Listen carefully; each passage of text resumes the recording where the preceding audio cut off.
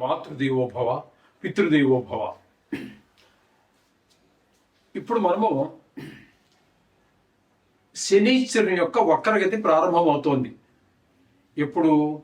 July 27న ప్రారంభమై August, September, October, November, December 9వ తారీఖు వరకు కూడా వక్రగతిలోనే సంచారం చేస్తూ ఉన్నారు. అర్థమైంది కదండి. ఈయన ఇప్పుడు ప్రస్తుతం మీనరాశిలో ఉన్నారు. ఆ మీనరాశిలో ఉండి వక్రగతి ప్రారంభమయ్యి సుమారుగా 136 రోజులు, అంటే 4 నెలలు, 4 3 12, 4 నెలలు ఏమండి, ఇవి 16 రోజులు. అంటే ఒక రోజు కొన్ని నెలల్లో 31 రోజులు ఉండొచ్చు, కొన్ని నెలల్లో 30 రోజులే ఉండొచ్చు. ఏదేమైనా మనం రోజులు లెక్క పెట్టుకోవటమే బెటర్. 136 రోజులు వక్రగతిలో సంచారం చేస్తూ ఉన్నారు. ఈ వక్రగతి సంచారం వలన చాలా మంది మన యూట్యూబర్స్ అడిగారు, కొంతమంది ఈ మన జాతకం మీద ఎక్కువ దృష్టి పెట్టి చూసేటటువంటి వారు కూడా వక్రగతి వల్ల వచ్చేటటువంటి ఫలితం ఏంటి అని చెప్పేసి, చెడు ఫలితం వస్తుందా మంచి ఫలితం వస్తుందా అని చెప్పి చాలా మంది దగ్గర నుంచి వందలాది ఫోన్లు రిసీవ్ చేసుకున్నాను. దాని గురించి ఈ యొక్క వీడియో చేయాలనిపించింది, చేస్తున్నాను. కొంచెం జాగ్రత్తగా వినండి. ఇది కేవలము యూట్యూబ్లో మా ఛానల్ అనుసరించే వాళ్ళు, అనుకరించే వాళ్ళే కాకుండా కొంతమంది జ్యోతిష్యులకు కూడా ఉపయోగపడవచ్చు అని నా అభిప్రాయం. అది ఉపయోగపడితే చాలా సంతోషం కూడా. కాబట్టి ఇది కొంచెం జాగ్రత్తగా వినవలసినటువంటి విషయం. ఇక్కడ ఈయన మొత్తం మీద 136 రోజులు సంచారం చేస్తున్నారు. నిజానికి ఎప్పటి నుంచి ప్రారంభమవుతోంది? మనం జూలై 27న వక్రగతి ప్రారంభమవుతోంది. ఆ రోజున మీకు ఇంచుమించుగా ఇంతవరకు ఎవరు చెప్పనటువంటి విషయాలు చెప్తున్నాను అనుకో, తెలియదని కాదండి, వాళ్ళకి తెలిసి ఉండొచ్చు కాక, సమయాభావం కావచ్చు, మరి ఏదైనా కారణం కావచ్చు, వాళ్ళు చెప్పి ఉండనటువంటి విషయాన్ని మీకు నేను తెలియజేస్తున్నా. ఆ రోజున శని భగవానుడు 20 డిగ్రీల్లో ఉన్నాడు, మీనరాశిలో 20 డిగ్రీల్లో ఉన్నాడు. అక్కడ నుంచి వక్రగతి ప్రారంభమయ్యి డిసెంబర్ 9 వరకు వక్రగతిలో ఉంటున్నారు. ఆయన వెనక్కి నడుస్తూ ఉన్నారు. వక్రగతి అంటే ఏంటి? ముందుకు వెళ్ళడం కాకుండా వెనక్కి రావడం. అలా వచ్చి వచ్చి వచ్చి ఎక్కడి వరకు అంటే డిసెంబర్ 9వ తారీఖు వరకు. అక్కడికి వచ్చినప్పటికి 20 డిగ్రీల్లో ఉన్నాడని మొదట మనం చెప్పుకున్నాం కదా. ఆ 20 డిగ్రీ నుంచి 13 డిగ్రీల్లోకి వస్తున్నారు. అంటే ఇవన్నీ ముందు నడుచుకుని వెళ్ళిపోయారు ఆయన. ఈ 13 డిగ్రీ నుంచి అలా ముందుకు వెళ్ళిపోయి 20 దగ్గరకు వెళ్ళారు. ఆ వెళ్ళినటువంటి ఆయన మళ్ళీ వక్రగతి కారణంగా, అంటే నిజానికి వక్రగతి అంటూ ఉండదు, అది మనకి కనిపించే విధానం. ఎందుకంటే ఒక్కొక్క గ్రహానికి ఒక్కొక్క ఓర్బిట్ ఉంటుంది కాబట్టి ఆ ఓర్బిట్లో తిరిగినప్పుడు చిన్న ఓర్బిట్ ఉన్న గ్రహం త్వరగా ముందుకు వెళ్తుంది కాబట్టి ఇది వెనక్కి వెళ్ళినట్టు కనిపిస్తుంది. కానీ నిజానికి ఏ గ్రహానికి కూడా వక్రగతి అనేది రాహుకేతువులు తప్పితే దేనికి లేదు. కాబట్టి ఇక్కడ శనీశ్వరుడికి వక్రగతి లేదు, కానీ వెనక్కి వస్తున్నట్టుగా మనకు కనబడుతుంది. కాబట్టి ఫలితాల్లో కూడా మార్పులు ఉంటాయి. ఎంతవరకు ఉంటాయి ఫలితాల్లో మార్పులు అన్నట్టయితే, 13 డిగ్రీల నుంచి 20 డిగ్రీల వరకు వెళ్ళాడు కదండి. ఈ ఫలితాలన్నీ అతని అనుభవంలోకి వచ్చేసాయి. ఏ జాతకుడు అయితే ఉన్నాడో ఆ జాతకుడికి శని ప్రభావం వల్ల వచ్చినటువంటి ఫలితాలు మంచి కావచ్చు, చెడ్డ కావచ్చు, అనుభవంలోకి వచ్చాయి. కానీ ఇప్పుడు 20 నుంచి మళ్ళీ 13కి వెనక్కి వస్తున్నాడు కాబట్టి ఈ అనుభవించినటువంటి అనుభవాలు ఏవైతే ఉన్నాయో అవి మరలా పునరావృతం అవుతాయి.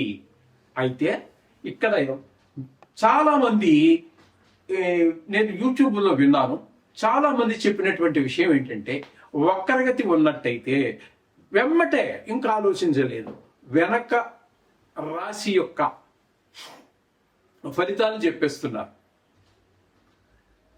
అది కరెక్ట్ కాదు. కరెక్టే ఒక రకంగా. ఎలాగా? ఆయన గనక 13 కూడా కాకుండా ఇంకా వెనక్కి వచ్చి కుంభరాశిలోనికి ఆయన కుంభరాశిలోనికి మరలా ప్రవేశిస్తే రాశి మారుతోంది, అప్పుడు ఫలితాలు మారుతాయి.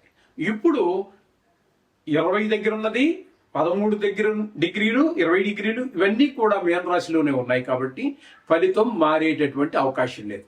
కొన్ని సందర్భాల్లో మారుతుంది. ఆయనతో పాటుగా అదే మీనరాశిలో శనితో పాటుగా ఉన్నటువంటి గ్రహాలు ఏవైతే ఉన్నాయో ఆ ఆ గ్రహాల యొక్క ఫలితాలు కూడా కొద్దిగా మారేట అవకాశం. అది కూడా రాశి మారలేదు కాబట్టి ఆ డిగ్రీల్లో వచ్చేటటువంటి తేడాను బట్టి కొంచెం మారే అవకాశం ఉంటుంది. ఆయనతో ప్రస్తుతం ఇక్కడ శనితో పాటుగా మరొక గ్రహం ఏదీ లేదు కాబట్టి దాని గురించి మనం చర్చించవలసినటువంటి అవకాశం కూడా ఏమీ లేదు. ఇది శని యొక్క వక్రగతి, దానివల్ల వచ్చే ఫలితాలు. యాజ్ ఇట్ ఈస్గా ఎలాగైతే ఉందో అలాగే శని మీనరాశిలో ఉన్నప్పుడు ఇచ్చేటటువంటి ఫలితాలనే మనం చెప్పుకోవాలి. నో డౌట్, మీకు ఏ విధమైన అనుమానం అక్కర్లేదు. అర్థమైంది కదండి. అందుచేత శని భగవానుడి ఫలితాలు మామూలుగా ఉన్నప్పుడు ఏ ఫలితాలు అయితే ఉన్నాయో అవే ఫలితాలనే మనం చెప్పుకుంటున్నాం. ఆయనతో పాటు ఏ గ్రహము లేదు. కానీ మీకు పునరావృతం అవుతున్నాయి. 13లో ఉన్నప్పుడు డిగ్రీలో ఉన్నప్పుడు ఏ అనుభవాలు ఉన్నాయో 20లోకి వచ్చాక అవన్నీ మీకు అనుభవంలోకి వచ్చేసాయి. కానీ మళ్ళీ ఆ అనుభవాలు పునరావృతం అవుతున్నాయి. ఇది గుర్తుపెట్టుకోండి. కర్కాటక రాశి వారికి 9వ స్థానంలో భాగ్యస్థానంలో శని యొక్క సంచారం జరుగుతున్నది. అక్కడ జూలై 27 నుండి డిసెంబర్ 9 వరకు కలిగా 136 రోజుల పాటు, అంటే July, August, September, October, November, December 9 వరకు ఇవన్నీ కలిపి 136 రోజులైంది. ఈ 136 రోజులు వక్రగతిలో ఆయన సంచారం చేస్తూ ఉన్నారు. దీనివల్ల ఫలితాలు ఏమైనా మారతాయా? ఈ కర్కాటక రాశి వారికి భాగ్యస్థానంలో ఉన్నారు. ఏ ఫలితాలు అయితే ఇస్తూ ఉన్నారో ఆయన వక్రగతి ద్వారా కూడా అవే ఫలితాలు ఇవ్వబోతున్నారు.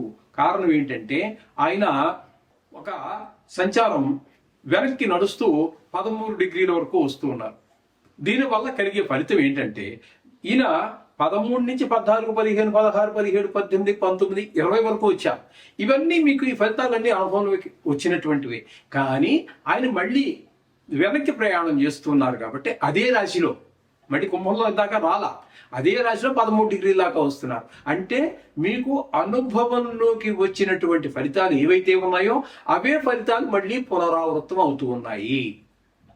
అయితే వేరే గ్రహాల మీద ప్రభావం ఉండవచ్చు. ఏ విధంగా? ఆయనతో గనక కొన్ని గ్రహాలు ఏవైనా ఉన్నట్టయితే, అంటే మనం కలిసి యుతి ఉన్నట్టయితే వాటి ఫలితాలు కూడా మళ్ళీ కొంచెం తేడా వచ్చేటువంటి అవకాశం ఉంటుంది. ఇప్పుడు ప్రస్తుతం మీనంలో శనితో పాటుగా మరొక గ్రహం ఏది కూడా లేదు కాబట్టి శని ఆయన 9వ స్థానంలో ఇచ్చేటటువంటి ఫలితాలనే ఇక్కడ కూడా ఇవ్వబోతూ ఉన్నారు. ఇక్కడ 9వ స్థానం అనేది మనం భాగ్యస్థానంగా మనం చెప్పుకుంటూ ఉంటాము. అయితే ఈ భాగ్యస్థానంలో శని భగవానుడు యోగిస్తాడా? భాగ్యస్థానంలో అన్ని గ్రహాలు యోగిస్తాయా అంటే కాదు. వాటికి చాలా గణితం ఉందిలేండి. అది దీని ప్రకారంగా భాగ్యస్థానంలో శని భగవానుడు యోగించజాలడు. అయితే అక్కడ ఇచ్చేటటువంటి ఫలితం ఏ విధంగా ఉంటుంది అని మనం తీసుకున్నట్టయితే శోకం, రోగం, మహాదుఃఖం, క్వచిత్ ద్రవ్యం, క్వచిత్ సుఖం, స్వదార స్వసుత క్లేశం నవమస్తు శనిర్దిశేతు. నవమ స్థానంలో కనుక శని భగవానుడు ఉన్నట్టయితే జరిగేది ఏంటంటే విచారం, మనిషికి విచారం అంతా, రోగం, వివిధ రూపాలైనటువంటి కష్టం ఇవన్నీ ప్రాప్తిస్తూ ఉంటాయి. పాపకార్యాలు చేయటం, ప్రయత్న కార్యాలన్నీ కూడా చెడిపోవటం, ఆ ప్రయత్నం సఫలీకృతము కాదు, చేసేటటువంటి వృత్తిలో కూడా భంగం కలగటం. దశమస్థానంలోనూ ఉంది, చేసే వృత్తిలో ముందుకు వెళ్ళకపోవడం అనేది. మరి అది భాగ్యస్థానంలో కూడా ఇంచుమించుగా చేసే వృత్తిలో భంగం కలుగుతుంది. ఈ విధమైనటువంటి అశుభ ఫలితాలనే మొత్తం 9వ స్థానంలో ఉండి ఈ కర్కాటక రాశి వారికి ఈ విధమైన ఫలితాలు ఇస్తూ ఉన్నారు. కాబట్టి వీరు కూడా ఖచ్చితంగా ఈ 2.5 సంవత్సరాలు సుదీర్ఘకాలం కాబట్టి శనీశ్వరుడు అంటే మెల్లగా నడిచేవాడని. ఈ గ్రహాలన్నింటిలో కంటే మెల్లిగా నడిచేవాడు. 2.5 సంవత్సరాలు శని భగవానుడు తప్పితే వేరే ఏ గ్రహము కూడా ఒక రాశిలో సంచరించదు. కాబట్టి ఎక్కువ కాలం నడవడం అంటే మెల్లగా నడవడం ద్వారా ఎక్కువ కాలం తీసుకుంటాడు. కాబట్టి కష్టాలు కూడా ఆయన ఇచ్చే సుఖాలు అయితే కూడా సుఖాలు ఎక్కువగా ఉంటాయి. మరి ఇక్కడ కష్టాలు ఇస్తున్నాడు భాగ్యస్థానంలో ఉండిన, కాబట్టి కష్టాలు కూడా ఎక్కువ కాలమే ఉంటాయి. కాబట్టి వాటికి పరిష్కారంగా తప్పకుండా మీ ఆర్థిక పరిస్థితిని బట్టి జపం, శని భగవానికి జపశాంతులు చేయించండి. జపశాంతులు ఉన్నట్టయితే జపము అంటే ఇంకా చాలా ఉన్నాయండి. దానము, క్షీర తర్పణము, హోమము, అలాగే దానం, నువ్వులు దానం, ఇవన్నీ ఇచ్చుకోవటం అనేటువంటిది మనకి శాస్త్రం చెప్తున్నది. అందరి దగ్గర మరి ఇంత డబ్బులు ఉండకపోవచ్చు. ఆఫీసర్గా ఉన్నాడు లేదా పెద్ద ధనవంతుడిగా ఉన్నాడు, ఇస్తాడు, అది లెక్క ఏం కాదు అది. కానీ మరి చిన్న ఉద్యోగం ఏదో 15,000కో 20,000కో ఉద్యోగం చేసుకునేవాడు ఇంత ఖర్చు పెట్టగలరా అంటే కష్టం. కాబట్టి అటువంటి వాళ్ళు శని త్రయోదశి వచ్చిన రోజున, ఒకవేళ శని త్రయోదశి కోసం ఎదురు చూడక్కర్లేదు మీరు, ఏ శనివారం అయినా పర్వాలేదు. ఏ శనివారమే కాకపోవచ్చు కాక, అది కూడా దానికి రిస్ట్రిక్షన్స్ ఉన్నాయి. ఏంటి, 40 రోజులు కంటిన్యూగా నవగ్రహాలు మీ దగ్గరలో ఉన్నటువంటి గుడికి దగ్గరలో ఎక్కడైతే ఉన్నాయో అక్కడికి వెళ్ళి ఆ 9 సార్లు చొప్పున 40 రోజులు తిరగండి. అలాగే శ్లోకాలు మనం చెప్పుకుంటున్నాం, గత 4 సంవత్సరాలుగా 3 సంవత్సరాలుగా చెప్పుకుంటూనే ఉన్నాం. నవగ్రహ శ్లోకాలు చదువుకోండి.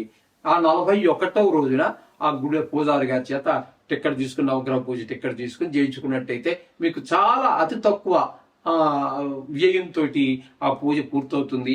అలాగే నేనేదో ఆ 30,000 ఖర్చు పెట్టిన వాడికి వచ్చినంత ఫలితం నాకు వస్తుందా అనేటటువంటి అనుమానం అక్కర్లేదు. ఇక్కడ భక్తి ప్రధానం. మీరు ఏ పూజ చేసినా మీ పురోహితుడు మీ చేత చెప్పిస్తాడు. ఏం చెప్పిస్తాడు?